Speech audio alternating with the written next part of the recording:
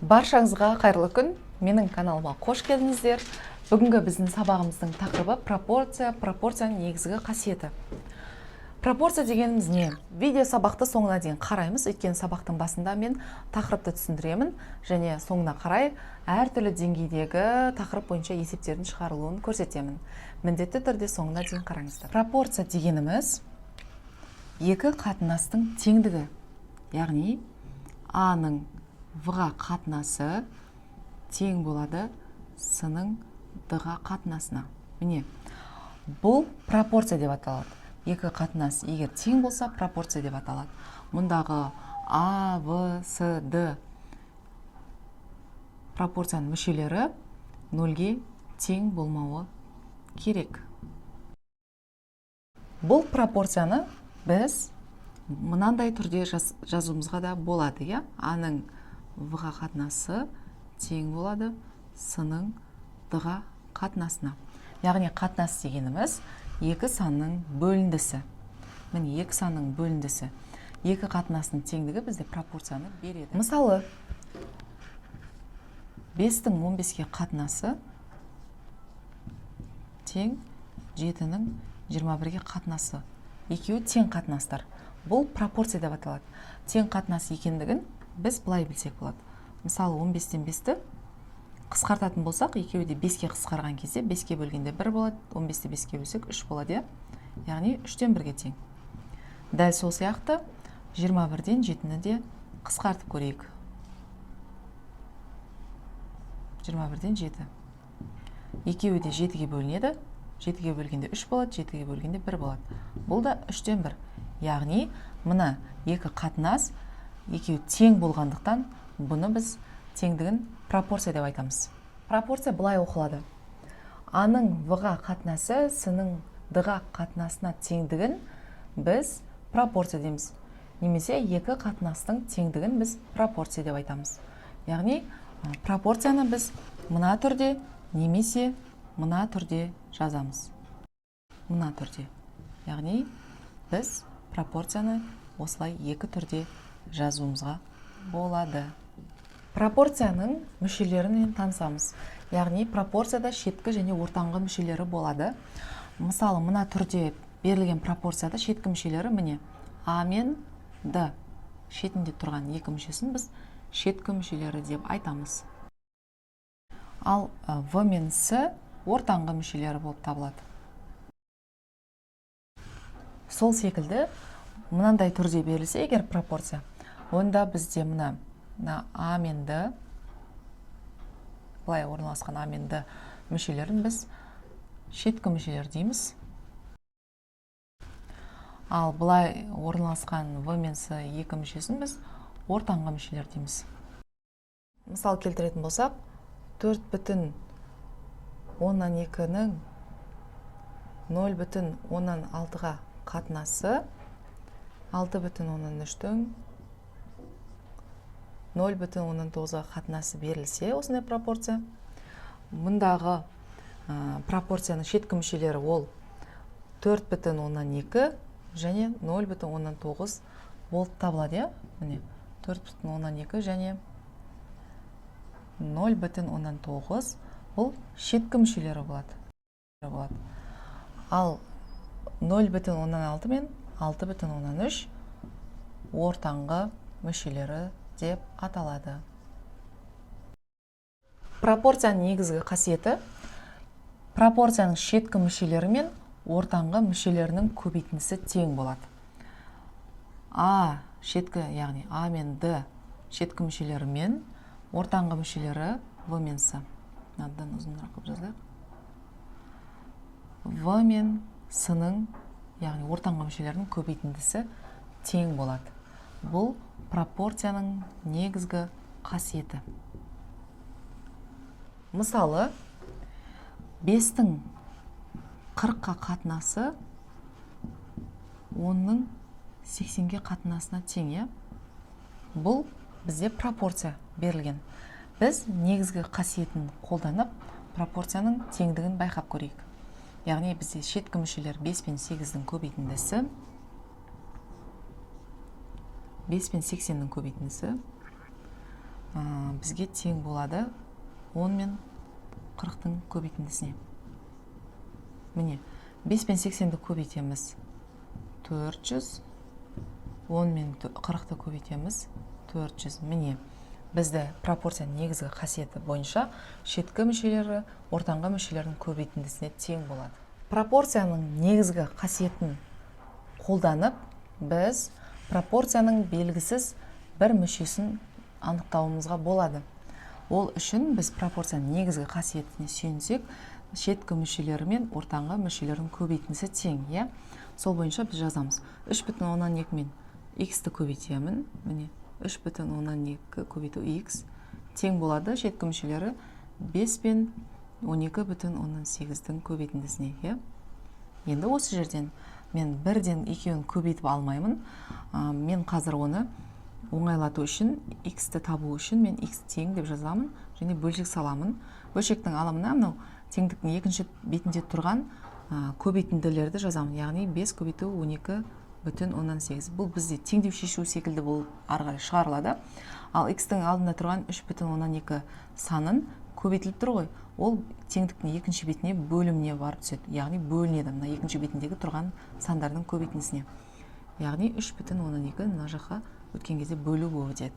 Енді мен осы жерден 5-ке 12,18-ді көбейтпей ақ, мен 12,18-ді 3,12-ге қысқартамын. Яғни екеуі де бір-біріне бөлінеді.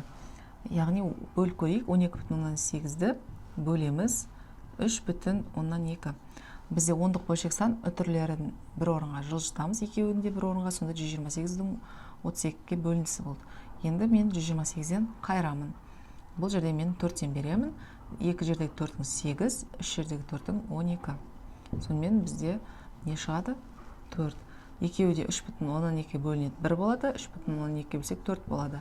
Сонымен бізде қалғаны нәтижесіне жазамын. 5-ті көбейтемін 4-ке, 20, оны бөлімде 1 бар, бөлсем 20-ны 1-ге бөлсем, яғни нәтижесі 20 шығады. Біз пропорцияның негізгі қасиетін қолдана отырып, пропорцияның белгісіз бір мүшесін анықтадық. Есептерге тоқталайық. Мысалы, 75-ші есепте пропорция берілген, бір мүшесі белгісіз, шеткі мүшесі. 76-да пропорция берілген, қатынас бөлшек түрінде, мына жерде бөлу түрінде берілген. Екеуі де пропорция. Мұндағы ортаңғы мүшесі белгісіз. Яғни бұл есептерді шығару бір жолын көрсетейін осы есептердің. Мысалы, мына есепте бізде шеткі мүшесі мен ортаңғы мүшелерінің көбейтінділері тең, яғни шеткі мүшелері 5 пен x-ті көбейтемін. Олар 20 мен 2-нің, яғни ортаңғы мүшелерінің көбейтіндісіне тең. Осы жерден x-ті табу үшін x-ті тең деп жазып, мына жақта көбейтіліп тұрған санды алымына жазып аламын. Мына көбейтіліп тұрған x-ке көбейтіліп тұрған санды келесі теңдіктің екінші бетіне өткен кезде бөлуі өтеді, яғни бөлшектің бөліміне түседі. Міне. Мен осы жерден 20 мен 2-ні көбейтіп барып 8-ге бөлсем де болады, бірақ мен оңай жолы қысқарту арқылы есептеймін. Яғни 20 мен 5 екеуі де қандай санға бөлінеді, қандай санға қысқарады деген сөз. Екеуі де 5-ке бөлінеді, екеуі де бірдей санға бөліну керек, екеуі екі түрлі санға бөле алмаймыз. 20-ды 5-те 5-ке бөлінеді, 5-ті 5-ке бөлгенде 1, 20-ны 5-ке бөлгенде 4 шығады. Сонымен бізде қалғанын көбейтіп нәтижесіне жазамыз. X-тің мәні бізде 4-ті 2-ке көбейтеміз, 8, оны 1-ге бөлемін, 8 шығады. Міне, бұндай есептерді осындай түрде шығарыламыз. Кәдімгі теңдеу шығарғандай болады. Бұл есептерді бұлай жалғастырып, тең деп жалғастырып кетіп шығаруға болмайды. Екінші, егер пропорция осындай түрде берілсе, бұл да пропорцияның негізгі қасиетіне сүйеніп шығарылады. 28 мен x-ті көбейтемін, яғни ортаңғы мүшелері көбейтіндісі шеткі мүшелердің көбейтіндісіне тең, 7 мен 12-нің. Енді осы жерде x-ті табу үшін x-ті жазамын. Қалған 28-ді екінші бетке өткіземін. Екінші бетке өткен кезде бөлу болып өтеді мына екеуінің көбейтіндісіне. Яғни 7 көбейту 12-ге 28 бөлу болып өтеді. Мен бұл жерде 7 мен 12-ні көбейтіп алып, онан кейін 28-ге бөлсем де болады, бірақ маған одан да жеңілірек жолы, яғни қысқарту арқылы есептеу. Енді осы жерден 7 мен 28 екеуі де 7-ге бөлінеді. 1 болады, 7-ге бөлсек 4 болады.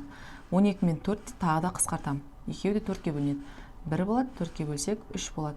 Сонымен бізде қалғанын есептеп жазамыз. алымында 1 мен 3 қалды, бөлімде 1. 1-ге 3-ті көбейтемін 3, бөлемін 1-ге, яғни бұл жерде 3 шықты. Міне, пропорцияның бір мүшесі белгісіз болса, пропорцияның негізгі қасиетіне сүйеніп, есептерді осылай есептейміз. Енді пропорцияның біз мүшелерінің орнын ауыстыру арқылы жаңа пропорция алатынымызды көрсетеміз. Міне, мұндағы пропорция берілсін.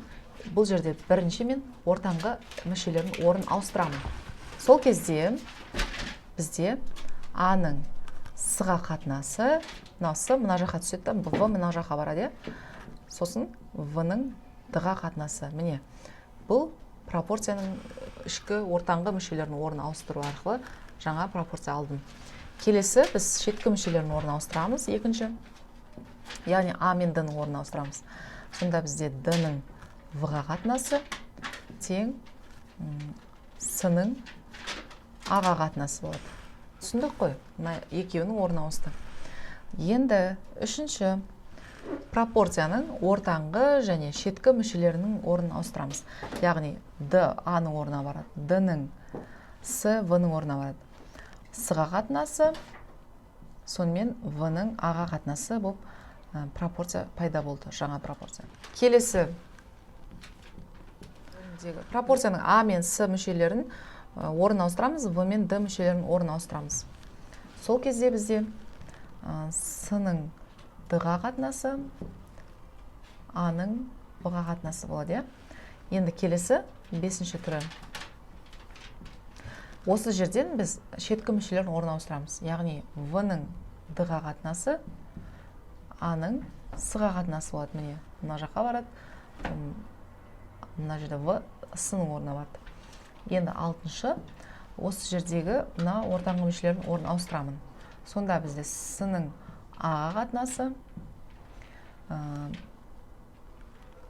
енді мына жерде Д-ның В-ға қатынасы болады. Д-ның В-ға қатынасы болады. Жетінші, пропорциядағы ортаңғы және шеткі мүшелерінің орындарын ауыстырамыз.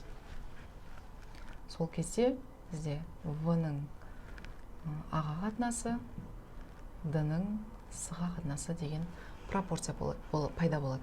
Яғни бір пропорциядан бізде 7 түрлі пропорцияны түрлендіруімізге болады екен.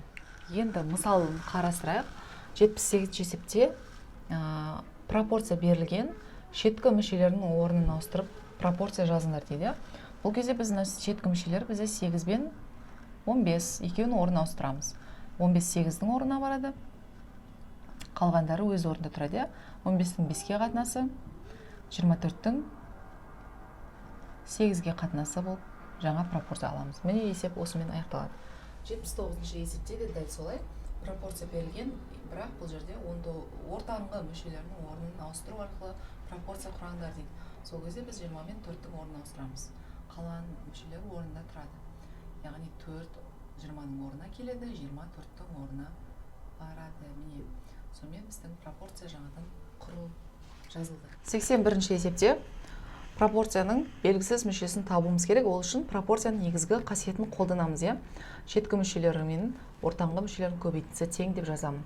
Яғни 4 пен x-тің көбейтіндісі 9-дан 8-дің 3-ке көбейтіндісіне теңестіріп жазамын. Осы жерден 9 пен 3 екеуі де бірдей санға қысқарады, яғни 3-ке. 3-ті 3-ке бөлсек 1 болады, 9-ды 3-ке бөлсек 3 болады. Қалғанын жазамын. 4x тең бөлімінде 3, алымында 8 қалды. Ары қарай x-ті табуым керек. X-ті табу үшін x-тің алдында тұрған 4-ті теңдіктің екінші бетіне көбейту болғандықтан мына жерде бөлу болып өткіземін. Бірінші теңдіктің екінші бетінде тұрған санды жазып аламыз. 3-тен 8-ді. Одан кейін 4 бөлініп өтеді. Міне. Ары қарай x-ті табамыз, екеуін амалды орындаймыз. Бұл жерде натурал сан мен жай бөлшектің бөліндісі. Бөлуден кейінгі тұрған сан бөлімдегі санмен орын ауысады. Бөлімде бізде кез келген натурал санның бөлімінде 1 бар деп есептейміз. Ол бірақ жазылмайды. Сондықтан 3-тен 8 көбейту 4-тен 1 болып 4 пен 1-дің орны ауысатына көбейтуге ауысқан кезде. Енді ол жерден 4 пен 8-дің екеуі де қысқаратын мәндері 4. 4-ті 4-ке бөлсек 1 болады, 8-ді 4-ке бөлсек 2 болады. Сонымен қалған x-тің мәні бізде 3 бөлімінде 3-ке 1-ді көбейткенде 3, алымында 2-ке 1-ді көбейткенде 2 деген жауапқа келеді. Белгісіз мүшесінің мәні 3-тен 2-ге тең. Енді 82-ші есепте бізде пропорцияның мүшелері көбейтінді түрінде берілген. Бізге бұл жерде пропорция құраңдар деп жазылып тұр. Осы мүшелеріне қатысты. Біз ең алдымен мына жерде пропорция негізгі қасиетіне сүйенеміз. Негізгі қасиеті бойынша бізде мысалы мынау А-ның В-ға қатынасы тең болады С-ның D-ға қатынасына. Иә, бұл жерде бізде негізгі қасиет бойынша шеткі мүшелер ортаңғы мүшелердің көбейтіндісіне тең болу керек. Шеткі мүшелері мен ортаңғы мүшелердің көбейтіндісі тең. Бұл жерде осы түрде беріліп тұр. Біз оны мына түрде жазуымыз керек. Енді бізде шеткі мүшелері екеуі тұр, яғни екі шеткі мүшесі мына жақта орналасады, одан кейін ортаңғы мүшелер. Яғни біз бірінші тұрған шеткі мүшені мен ортаңғы мүшенің бір-біріне қатынасын жазамыз. Бірінші тұрған, яғни 3 пен 8, 3 пен 4. Яғни 3-тің 4-ке қатынасы тең, мына жақта 8 шеткі мүшесі ғой, өйткені мына екеуі шеткі, мына екеуі ортаңғы мүше. Бүйтіп жазып қояйын, шеткі мүшесі ортаңғы мүшелердің көбейтіндісі. Мұндағы шеткі мүшелердің бірі мен ортаңғы мүшенің бірінің қатынасын жаздым. Енді екінші ортаңғы мүше мен шеткі мүшенің қатынасын жазамын. Міне. Осылай жазылады. Міне. Шеткі мүшелері мен ортаңғы мүшелердің көбейтіндісі тең деген мына түрге қайттан келеді. Бұны біз былай да жазуымызға болады. 3-тің 4-ке қатынасы, 6-ның 8-ге қатынасы деп те жаза аламыз. Келесі есепте дәл солай. Мына жерде 15 пен 10-ның қатынасы тең болады 9 пен 6-ның қатынасына. Бұл жерде 15 пен 6 шеткі мүше, 10 мен 9 ортаңғы мүшесі болып жаздық. Дәл осылай барлық есепті жазамыз. Енді мына есепте де дәл солай пропорцияда белгісіз мүшесін табуымыз керек. Ол үшін жаңа пропорция негізгі қасиетін қолданамыз. Шеткі ортаңғы мүшелерін көбейтеміз. Яғни 6 мен 2х-ті көбейтем. 2х көбейту 6, 5 пен 3-ті көбейтем. Міне. Бұл негізгі пропорцияның қасиетіне сүйендік. Ары қарай есептейміз. 2х-ке 6-ны көбейтем, 12х болады. Тең 5-ке 3-ті көбейтем. Енді 5 пен 3-ті көбейтінді түріне жазып қойын, қазір қысқартқанға керек болады. Енді мына жерден x табу үшін мен мына жақтағы көбейтіліп тұрған санға x-тің алдында тұрған көбейтінді санды бөлу қылып өткізем. Міне. Сонымен осы жерде қысқартамын. 3 пен 12 екеуі де 3-ке бөлінеді. 4 болады, 3-ке бөлсек 1 болады. Енді бізде x-тің мәні есептегенде 5-ке 1-ді көбейтіп 4-ке бөлем, яғни алымында 5 бөлімде 4 болып қалады. Егер де араластан айналдырып өтімізсақ 1/4-тен 1. Солай есептейміз. Жалпы пропорцияның белгісіз мүшелерін тапқан кезде, іздеген кезде, біз міндетті түрде пропорцияның негізгі қасиетін қолданып, осы бойынша ары қарай есептеген кезде оңай болады. Бұлай көбейтінді түріне берілген сандарды қысқарту арқылы есептегенде оңай болады. Көбейтіп алып, одан кейін бөліп жүрмейміз, қысқартамыз, сонымен ауызша есептегенде оңай болады. 89-ші есепте екі пропорция берілген. Міне. Біріншісі, екіншісі пропорция берілген. Мұндағы В және А деген айнымалының мәндері қандай болады, соны іздеп табуымыз керек. Бұл енді күрделі есеп. Енді бұл есепті шығару барысында біз бірінші пропорциямен жұмыс жасаймыз. Яғни мұнда бізде бір ғана мүшесі белгісіз. Осы арқылы біз В-ны тауып аламыз. Тапқаннан кейін сол В-ның мәнін мына жерге қойып, келесі пропорциядағы А-ның мәнін табамыз. Енді біз пропорция негізгі қасиетіне сүйенеміз. Шеткі және ортаңғы мүшелердің көбейтіндісі тең. 3 пен В-ны көбейтеміз. 3В тең 2/4 көбейтілген 12. Ары қарай осы жерден В-ны тауып аламыз. В-ны тапқан кезде мына 3 деген алдында көбейтіліп тұрған сан екінші бетке өткен кезде бөлу болып өтеді. Екінші бетте тұрған сандардың көбейтіндісіне бөлінді болып өтеді. Міне. Мен әдейі көбейтпей тұрмын, өйткені қысқартуым керек қазір, сонда маған оңайырақ болады. 12 мен 3 екеуі де бірдей санға, яғни 3-ке бөлінеді. 3-ке бөлгенде 1 болады, 3-ке бөлгенде 4 болады. Сонымен В-ның мәні бізде екеуін көбейткенде 9/16 санына тең болады. Енді біз осы тапқан В-ның мәнін мына жердегі В-ның орнына апарып қоямыз. Сонда бізде пропорциямыз мынандай болады. А-ның 9/16 санына қатынасы 5-тің 6-ға қатынасына тең. Екінші пропорциядағы белгісіз мүшесін табуымыз керек. Ол үшін тағы да пропорцияның негізгі қасиетін қолданамыз. Шеткі мүшелерін көбейтеміз, 6 мен А-ны және ортаңғы мүшелерін көбейтеміз, екеуін теңестіреміз. Яғни бұл пропорцияның негізгі қасиеті. Ары қарай біз А-ны табуымыз керек. Ол үшін біз 6-ны А-ның алдында көбейтіліп тұрған санды бөлшектің теңдіктің екінші бетіне өткіземіз. Ол кезде бөлігі өтеді, сонда бөлшектің бөліміне түседі. Алымында бізде 5 пен 9,16 көбейтіндісі жазылады. 9,16 мен 6 екеуі де 6-ға бөлінеді. 6-ны 6-ға бөлгенде 1 болады, 9,16-ны 6-ға бөлген кезде 1,16 шығады. Енді біз осы жерден 9,16-ны 6-ға бөлсек 1,16 шығады. Енді біз қалған сандарды көбейтіп мәнін жазамыз. 5-ке 1,16-ны көбейткен кезде бізде 8 шығады. Яғни біздің іздеп отырған А және В сандарымыздың А-сы 8-ге тең, В-сы 9,16-ға тең екен. 90-шы есепте пропорцияның белгісіз мүшесін табамыз. Яғни бұл жерде пропорция болғанда пропорция түрінде берілген, күрделі берілген. Яғни бұл жерде X-ті табуымыз керек. Ол үшін біз жаңағыдай пропорцияның негізгі қасиетіне сүйенетін болсақ, шеткі ортаңғы мүшелерін көбейтеміз. Яғни 0,165-ге көбейтеміз 2x қосу 1-ді. Яғни 2x қосу 1 деген күрделі өрнек, сондықтан жақшаға аламыз. Ары қарай тең 1,13 пен 2,15-ті көбейтіп жаздым. Міне осы жерге дейін түсінікті болған шығар. Мына ортаңғы мүшелерін, шеткі мүшелерін көбейттім, теңестірдім. Ол пропорцияның негізгі қасиеті. Ары қарай енді 0,165 деген көбейтіліп тұрған санды теңдіктің екінші бетіне өткізіп, мына сандарға бөлінді қылып өткіземін. Қалғанын осы бетте қалдырамын. 2x қосу 1 осы бетте қалды. Мынаны келесі бетке өткіземін. Мыналарға ол көбейту болғандықтан бөлігі өтеді. Яғни 1,13 көбейтілген 2,15 бөлінген 0,165. Міне осы жерге түсінікті деп ойлаймын. Ары қарай мына жерде бізде ондық бөлшектер үтірлерін жылжытатын болсақ, мысалы мынадан бір орын жылжиды, мынадан бір орын, екі орын болады екеуінен. Яғни мынадан екі орын жылжытамыз. Яғни екеуін де 100-ге көбейткенмен тең ғой.